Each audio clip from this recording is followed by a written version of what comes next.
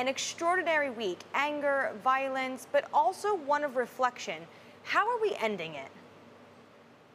Well, as Tony Capaccio, one of our reporters that covers the Pentagon, reported earlier, there are now 7,600 National Guard, law enforcement officers, and some active duty military, but they're stationed outside the city.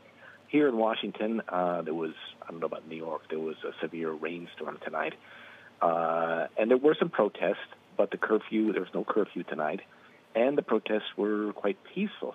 And there was new fencing near the White House, which has kept the perimeter a little bit further away than what it was.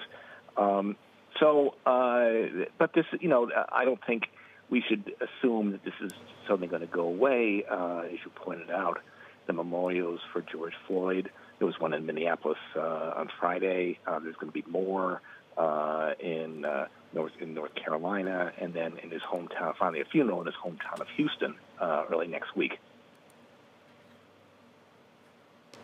John, when we look at the way that the story has developed through this week, one of the quite remarkable phenomena has been seeing former defense chiefs and other parts of the establishment, some of which have been very supportive of President Trump and others who've been less so, speaking out against him in terms of putting troops on the street, active troops on U.S. main streets. How has the latest intervention from Defense Secretary Jim Mattis, former Defense Secretary, how has that played into that narrative? Well, the fallout is continuing. Just on Friday, Senator Lisa Murkowski of Alaska, a Republican, not a terribly loyal one to Donald Trump, praised Mattis and said basically that he said, gave voice to something she'd been thinking for some time, and that she was struggling about whether she would support Trump in the election. Now, she is something of an outlier. She did not vote for Trump in 2016. She has supported his agenda more or less, but this is not a loyalist turning on him.